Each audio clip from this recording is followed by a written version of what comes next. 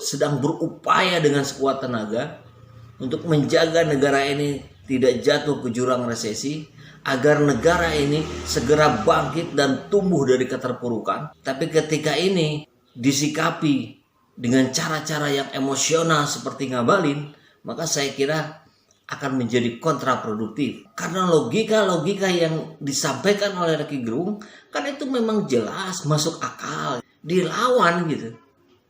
Atau memperkuat data, misalkan data dari ICW sudah digelontorkan dana 90 miliar lebih untuk influencer. Hasilnya ini, perbincangan di media sosial mengalami perubahan dari angka sekian, persentasenya naik menjadi sekian.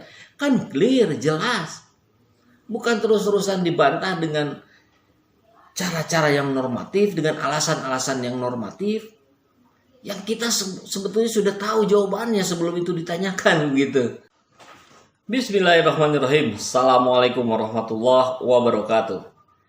Gara-gara Rocky Gerung lagi ngabalin jadi emosi, guru besar Erlangga menjadi kelimpungan.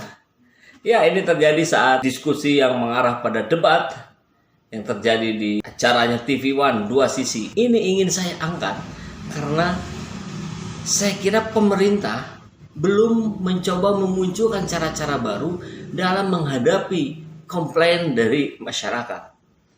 Dalam hal ini tentu adalah dari Rocky Gerung. Nah, seperti kita tahu, Rocky Gerung adalah orang yang pandai dalam menganalisa sebuah kejadian, mengolahnya, kemudian menyampaikan itu dari sudut pandang yang lain. Tentu dalam konteks mengkritisi pemerintah. Nah, kita lihat selama ini, pemerintah dalam menghadapi Rocky Gerung selalu dihadapkan pada situasi-situasi yang penuh perdebatan, sehingga akhirnya itu menjadi sebuah kontraproduktif untuk citra pemerintah sendiri. Apalagi pemerintah dalam hal ini adalah presiden yang seringkali diwakili oleh Ngabalin, dan kita selalu lihat bagaimana Ngabalin selalu merespon statement-statement dari lawan bicaranya dengan penuh emosional. Nah, ini kan sudah terbukti tidak efektif, dan bagi rakyat yang menontonnya ujungnya akan mayoritas menjadi lebih pro kepada Rocky Gerung. Bukan karena substansi soalnya, tapi karena bagaimana cara menyampaikannya. Nah, apalagi ini bahasannya tentang dana influencer. Influencer yang ditugasi oleh pemerintah untuk menyampaikan program-programnya dan barangkali untuk mempercantik citra pemerintah itu sendiri. Yang dipertanyakan masyarakat yang diwakili oleh ICW kan adalah bagaimana efektivitas dari penggunaan dana itu.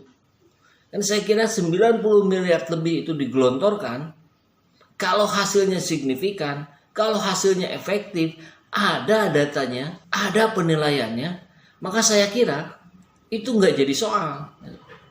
Nah, persoalannya kan ketika angka itu yang bukan angka kecil, apalagi di bayangan rakyat jelata, kemudian kita lihat tidak ada dampaknya, maka itu menjadi hal yang sia-sia. Maka itu yang dikritisi. Kan hasil dari proses itu adalah bagaimana agar pemerintah ke depan tidak lagi menghambur-hamburkan dana, tidak lagi menghambur-hamburkan biaya untuk program-program yang jelas-jelas tidak efektif. Kan itu ujungnya. Kita membahas persoalan ini, itu, kita mengkritisi ini, itu, dan sebagainya. Ujungnya kan agar pemerintah ke depan memperbaiki cara kerjanya. Jadi mestinya kalau menghadapi kritikan, sindiran, atau bahkan cercaan dari Rocky Gerung, ya sudah terima saja gitu. Oke.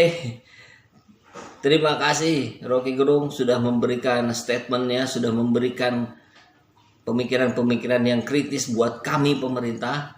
Itu akan menjadi masukan berharga buat kami, dan tentu itu akan kami evaluasi secepat-cepatnya. Selesai, bukan terus berdalih, bukan terus mencari pembenaran, bukan terus mencari-cari kesalahan yang ada di pihak lain, bukan juga mencari-cari alasan. Ini kan yang selalu dilakukan oleh pemerintah ketika menghadapi kritikan-kritikan dari oposisi rakyat. Maka hasilnya orang-orang menjadi lebih antipati terhadap kebijakan-kebijakan yang dilakukan oleh pemerintah. Kalau kemudian pemerintah hari ini dianggap gagal dalam konteks pengelolaan dana untuk influencer, pemerintah dianggap lalai, pemerintah dianggap abai, tidak mengevaluasi program itu, ya sudah, terima saja bahwa ini yang akan kita evaluasi. Kan selesai. Bukan lantas kemudian terus mencari cara-cara untuk membalikan keadaan, untuk menyerang balik Rocky Gerung. Ngapain Rocky Gerung diserang? Dia rakyat. Kan ini saya kira yang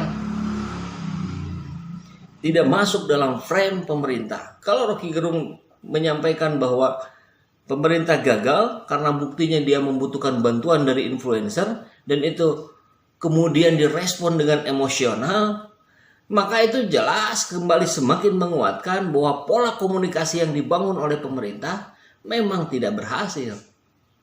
Buktinya menyikapi Rocky Gerung saja seperti itu gitu. Kemudian misalkan ini sekedar contoh saja ya bagaimana respon itu menjadi tidak tepat disampaikan ketika hanya mengandalkan emosi atau frame yang ada di benak pikirannya bahwa saya harus menang dalam debat ini. Misal, ketika Rocky bilang bahwa kalian berdua itu, maksudnya ke Ngabalin dan ke staf ahli Keminfo itu ya, ke staf Keminfo itu, yang mengaku sebagai guru besar Erlangga, ya, bahwa mereka berdua itu digaji oleh saya. Nah, kemudian kurang dari sedetik, Ngabalin langsung naik emosinya, langsung dari mana itu asal bicara dan sebagainya lah ya. Kata-kata yang standar Ngabalin lakukan untuk menyerang lawan bicaranya. Padahal rakyat jelata saja kalau mendengar itu kan sudah langsung bisa menangkap. Oh iya, namanya orang-orang yang digaji oleh pemerintah, tentu dia menggunakan dana dari rakyatnya, dari pajak. Kan contoh sederhananya begitu. Itu kan sangat mudah kita baca. Jadi ketika Ngabalin merespon itu dengan emosi, maka kita yang melihat menjadi tertawa terbahak-bahak. Ini kok staf kepresidenan kok tidak menunjukkan wibawanya gitu. Saya agak heran juga kenapa orang ini masih dijadikan andalan untuk berbicara di TV-TV nasional. Ya sayang sekali. Saya sih kasihan saja sama pemerintah kita. Citranya kan kemudian terus semakin turun. Salah satunya karena posisinya Ngabalin yang seperti ini. Saya kira kemudian juga 11-12 dengan staf Keminfo itu ya. Dalam beberapa statementnya menusuk pada kepribadiannya Rocky Gerung. Pada sosok pribadinya Rocky Gerung. Ya. Menyebutkan bahwa Anda profesor belum tentu. Kemudian saya profesor sungguhan. Ini arahnya kemana? Maksudnya kemana? Kok malah ingin menunjukkan sisi kedirian? Yang kita sedang bahas kan bagaimana persoalan agar bangsa ini, negara ini tidak menggelontorkan dana-dana yang memboroskan. Kalau sudah masuk ke wilayah pribadi seperti ini, kan akan jadi sangat panjang. Anda ngapain ngomong seperti itu? Apakah pantas seorang profesor mengagungkan bahwa saya profesor beneran? Kan justru itu menjatuhkan juga. Sehingga berikutnya penjelasan-penjelasan yang Anda sampaikan itu kan menjadi menurun kualitasnya. Kita bisa menjadi abai terhadap substansi yang Bapak sampaikan itu. Karena serangan pribadi Anda barusan. Jadi ini serius sekali Pak Jokowi. Saya kira Bapak harus segera mengevaluasi tim di KSP yang akan didorong untuk bicara di depan publik, di TV-TV nasional. Karena kalau begini terus, saya justru kasihan sama pemerintah kita, sama Pak Jokowi. Bagaimana saya tahu Bapak sedang berupaya dengan sekuat tenaga untuk menjaga negara ini tidak jatuh ke jurang resesi, agar negara ini segera bangkit dan tumbuh dari keterpurukan. Tapi ketika ini disikapi dengan cara-cara yang emosional seperti Ngabalin, maka saya kira akan menjadi kontraproduktif. Karena logika-logika yang disampaikan oleh Rocky Gerung kan itu memang jelas masuk akal gitu. Bagaimana proses survei yang dilakukan oleh Saiful Muzani riset itu kan menjadi anomali di mata publik. Bagaimana apa yang sedang dirasakan oleh rakyat kebanyakan yang itu bisa kita baca di media sosial, kok bertolak belakang ini. Mau dikatakan rakyat puas dengan kinerja pemerintah dan seterusnya. Nah, cara memainkan survei ini juga kan selalu menjadi pertanyaan di sepanjang masa. Bagaimana kita bisa meyakini ketika ada cara-cara, ketika ada kondisi-kondisi yang dibentuk terlebih dahulu kemudian dilakukan survei. Kalau Rocky bilang katanya kan sapi kurus ketika mau ditimbang digelontorkan air dulu ke dalam perut, maka ketika ditimbang jadi berat. Bagaimana pada orang-orang yang sudah diberikan uang misalkan, kemudian diberikan makan, dibuat kenyang, kemudian ditanya, Anda puas? Tidak. Ya jawabannya jelas puas dong. Mayoritasnya gitu. Itu kan psikologi sekali gitu. Bagaimana misalkan ketika bandingkan ya, ketika kita dalam kondisi kenyang, kita masuk supermarket, dengan dalam kondisi kita lapar, kita masuk supermarket. Saya kira sahabat semua pernah mengalaminya. Ketika perut kita lapar, kita masuk supermarket, maka dorongan psikologis kita yang menginginkan, saya pengen ini, pengen ini, pengen ini. Atau lagi puasa kan gitu kan. Pengen ini buat buka. Padahal setelah buka, satu aja yang dimakan, udah kenyang, yang lainnya terabaikan.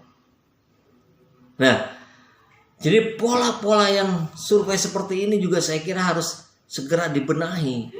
Tata cara, prosedur. Nah, kalau mau bagaimana menjawab kekritisan komponen masyarakat di Indonesia, saya kira pemerintah bisa melakukan pendataan. Big data internet kan itu bisa digunakan. Kan kemarin di masa kampanye pun ada beberapa lembaga independen, lembaga survei yang bisa memotret bagaimana diskusi yang terjadi di Twitter, di Facebook, di Instagram, sejauh mana orang-orang membicarakan tentang pemerintah, bagaimana kesukaannya, bagaimana ketidaksukaannya, itu kan bisa terpotret hari ini. Kenapa nggak itu saja yang ditampilkan oleh pemerintah? Dilawan gitu. Atau memperkuat data, misalkan data dari ICW sudah digelontorkan dana 90 miliar lebih untuk influencer. Hasilnya ini, perbincangan di media sosial mengalami perubahan dari angka sekian, persentasenya naik menjadi sekian. Kan clear, jelas. Bukan terus-terusan dibantah dengan cara-cara yang normatif, dengan alasan-alasan yang normatif. Yang kita sebetulnya sudah tahu jawabannya sebelum itu ditanyakan gitu.